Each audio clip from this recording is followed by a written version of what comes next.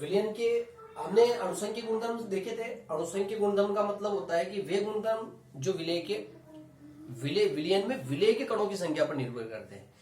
यह हम लोगों ने सैद्धांतिक और प्रैक्टिकली एक ही मानकर उसको बताया, लेकिन वास्तविक तौर पर ऐसा नहीं होता है। बहुत सारे विलेय ऐसे होते हैं जो विलायक में जाने के बाद अपनी संख्या में परिवर्तन कर देते हैं, और यदि वो परिवर्तन करते हैं तो फिर हमें वास्तविक जो संख्या चाहिए उसके अनुसार हमारा अणुसंख्यिक गुणधर्म निकलता नहीं है। तो वास्तविक अणुसंख्यिक गुणधर्म निकालने के लिए हमारे पास में जो समस्या है उसकी वजह से हमें अलग कैरेक्टर मिलते हैं, जिसको हम लोग कहते हैं अपसामान्य गुणधर्म, एबनॉर्मल कैरेक्टर हमें मिलते हैं। अब वो एबनॉर्मल कैरेक्टर हमारे पास में क्यों आते हैं? विलेय के अणुओं की संख्या में परिवर्तन होने के कारण। और परिवर्तन किस प्रकार का हो रहा? एक तो हो सकता है संगुणन। विलेय के अणुओं की संख्या में परिवर्तन कब होगा? एक तो संगुणन हो जाए, कंबाइन हो जाए। अगर दो या दो से अधिक विलेय के विलेय हमने अगर जैसे दो विलेय डाले, ए और ए, दो विलेय डाले थे किसी विलायक के अंदर, उपयुक्त विलायक के अंदर अपनों ने दो अणु डाल दिए थे, और ये दोनों अणु जाकर अंदर की साइड पर एक अणु बना दे। अगर दोनों संगुणित हो गए विलायक के अंदर, तो संगुणित अगर हो जाते हैं तो ऐसी स्थिति में अपने अणु तो डाले गए तो दो थे, अणुओं की संख्या पर निर्भर करने वाले गुणधर्म अणुसंख्यिक गुणधर्म थे। अब यहाँ तो अणुओं की संख्या दो थी और यहाँ पर अणुओं की संख्या एक रह गई। तो ऐसी स्थिति में जब संगुणन हो जाता है, जैसा कि एसिटिक एसिड का होता है, एसिटिक एसिड को जब हम लोग बेंजीन के अंदर डालते हैं, तो बेंजीन के अंदर जब एसिटिक एसिड के दो अणुओं को हम लोग डालते हैं, बेंजीन यहाँ पर विलायक का काम करता है। बेंजीन के अंदर जब हम एसिटिक एसिड के दो अणुओं को डालते हैं तो एसिटिक एसिड के दो अणु आपस में कंबाइन हो जाते हैं। ये C डबल बॉन्ड ONOH ये आपस में हाइड्रोजन बॉन्डिंग कर लेते हैं और आपस में कंबाइन हो जाते हैं। यहाँ पर दो अणु थे, दो मोल थे, यहाँ पर एक मोल रह गया, तो यहाँ पर अणुओं की संख्या क्या हो गई? घट गई। तो ऐसी स्थिति में उसको हम लोग संगुणन कहते हैं। तो अब हमारा जो सामान्य अणुसंख्यिक गुणधर्म है उसके अंदर चेंज होएगा, उसकी संख्या घट जाएगी। और अगर दूसरे कंडीशन हम लोग देखें कि वियोजन अगर होता है, तो वियोजन अगर हो तो किस तरह का कंडीशन होगी? वियोजन का मतलब होता है कि अगर हमने कोई अणु डाला और वो आयन पदार्थ है, तो वो विलायक के अंदर जाने के बाद अगर वियोजित हो जाता है, दो भागों में टूट जाता है। सपोज KCl है, NaOH है, NaCl है, बहुत सारे ऐसे अणु है। तो KCl है तो K प्लस और Cl माइनस, दो मोल्स के एक मोल हमने KCl डाला और एक मोल अपने पास में बन गया है पोटेशियम का, और एक मोल अपने पास में बन गया है यहाँ पर क्लोराइड का। तो दो मोल यहाँ पर अपने को मिलते हैं। तो ऐसी स्थिति में अणुओं की संख्या बदल गई। तो अणुओं की संख्या जब बदल जाती है तो इसके लिए हमारे पास में जो हमने अणुसंख्यिक गुणधर्म पढ़े थे उनकी तुलना में यहाँ पर उसमें वेरिएशन आता है। इस वेरिएशन इसको सही करने के लिए हमें एक टर्म पढ़नी पड़ती है, जिसको हम लोग कहते हैं वांटाप गुणांक। वांटाप गुणांक, वांटाप गुणांक क्या होती है? वांटाप गुणांक का मतलब होता है कि हम लोगों ने जो हमने वास्तविक संख्या डाली थी, वहां पर वास्तविक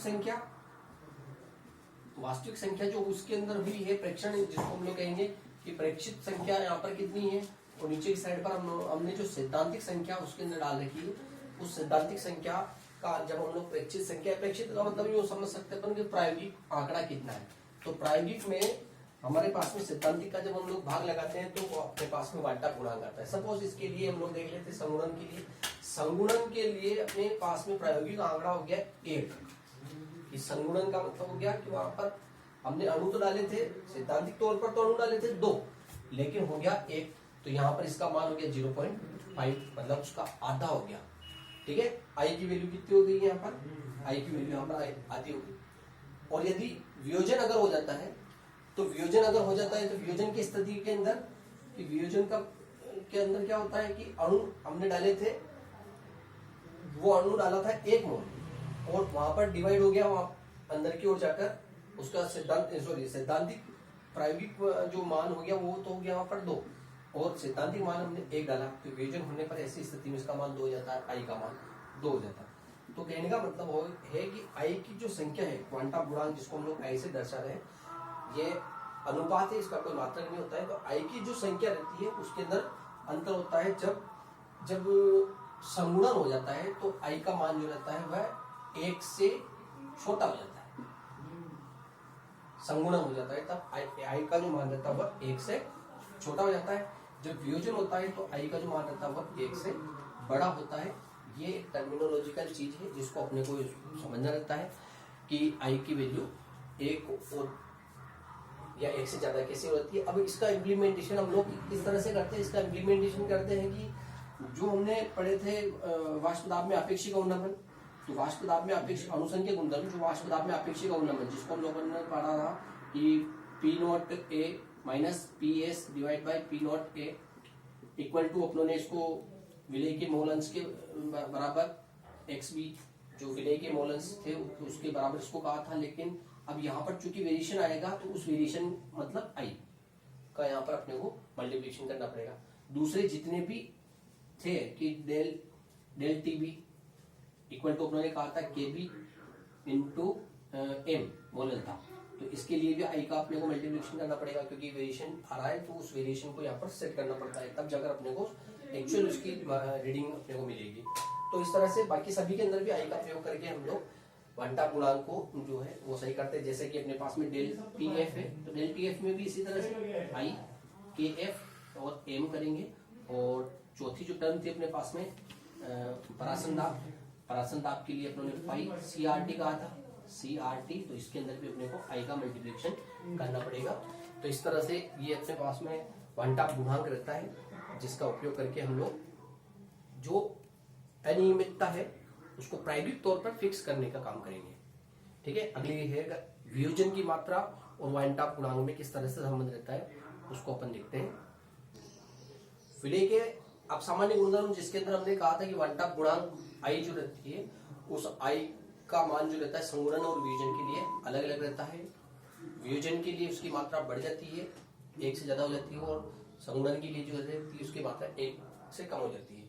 अब हम लोग देखते हैं कि वियोजन का मान किस तरह से, अगर हम लोग देखें आई इसको किस तरह से निर्धारित करते हैं, इसका क्वांटा गुणांक से किस तरह से संबंध रहता है। तो वियोजन की कोटि जो रहती है जिसको हम लोग अल्फा कहते हैं, अल्फा से डिनोट करते हैं। माने कोई रिएक्शन है ए मोल या ए कोई अणु है जो एन मोल में कन्वर्ट हो जाता है, वियोजित हो जाता है, टूट जाता है। तो अगर वो एन मोल में कन्वर्ट होता है तो अगर हम लोग देखिए प्रारंभ में उसका 1 मोल था, किसी समय पर उसकी अल्फा मात्रा आयोनाइज्ड हो गई, तो यहाँ पर एन अल्फा एन मोल कन्वर्ट होता है, इसलिए अल्फा आयोनाइजेशन के अनुसार है। वियोजन के बाद कुल मोल उसके अंदर कितने हो जाएंगे, तो टोटल मोल हो जाएगा, क्योंकि ये भी है और ये भी है, इसलिए दोनों को जोड़कर हम लोग लिखेंगे। विलेय वाला भी है और जो उसमें से वियोजित हो चुका है वो सभी मोल उसके अंदर भी मौजूद है, इसलिए हम लोग उसको टोटल को जोड़कर लिखेंगे। क्वांटा गुणांक को प्रदर्शित करने के लिए अपने पास में है कि वियोजन के पश्चात कुल अणुओं की संख्या और वियोजन के पूर्व कुल अणुओं की संख्या कितनी थी। तो वियोजन के पश्चात इसके अंदर अणुओं की संख्या ये हो गई है 1 minus alpha plus N alpha minus 1, क्योंकि वियोजन के पूर्व इसके अंदर एक ही मात्रा थी। और आई जो इसको हम लोग आई से डिनोट करते हैं, तो I equal to N alpha minus, इसका गणितीय रूप हम लोग सोल्व करते हैं। इसको आगे लिखकर हमने इसको सोल्व किया था, आगे स्टेप जमा कर दो एन माइनस 1 और अल्फा प्लस 1 और इसका गणितीय रूप लिखा था। तो वियोजन की मात्रा अल्फा जो रहती है वो आई माइनस 1 एन माइनस 1, एन यहाँ पर मोल्स की नंबर्स होती है कि कितने मोल्स होते हैं। अब इसका अगर हम लोग गणितीय रूप करते हैं, किसी इम्प्लीमेंटेशन करते हैं, जैसा कि उदाहरण अपने पास में है कि 80% KCl का आयोनाइजेशन हो चुका है। 80% का आयोनाइजेशन हो गया, मतलब ये है कि उसमें से 100 पार्ट जो थे उसमें से 80 पार्ट आयोनाइज्ड फॉर्म पर है। तो 80% अगर वियोजन हो जाता है तो उसके लिए हम लोग कहेंगे प्रारंभ में 1 मोल थी, प्रारंभ में K नहीं बना, Cl नहीं बना, जब आयोनाइजेशन ही नहीं हुआ था। लेकिन किसी समय पर अगर आयोनाइजेशन हुआ तो अल्फा और अल्फा दोनों के मोल्स इधर की साइड पर बन गए। अब अल्फा का मतलब है 80%, वियोजन की मात्रा 80% हो गई, तो 80 और यहाँ पर भी दोनों की मात्रा 80% बन गई, क्योंकि 80% घट गया तो उधर की साइड पर दोनों मोल्स 80% बन गए।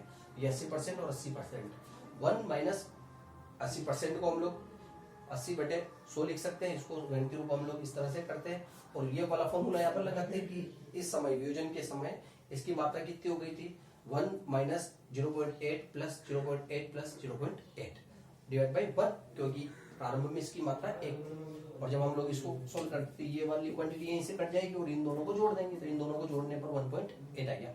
तो आई मतलब गुणांक का मान हुआ 1.8, जो कि अपन पहले भी कह रहे थे कि वियोजन होने पर आई का मान 1 से ज्यादा होता है। अब इसका मान हम लोग जब इसके लिए लगाएंगे KCL के लिए, जब आप परासन दाब, वाष्प दाब में अवनमन, किसी भी तरह के जितने भी वो लगा रहे थे उसके अंदर इसका गुणा करेंगे, तब जाकर अपने को एक्चुअल मान प्राप्त होगा। जब हम ग्राम्स में या मोल्स में जितने भी उसके मान को निकालेंगे तो ये रहेगा वियोजन की मात्रा।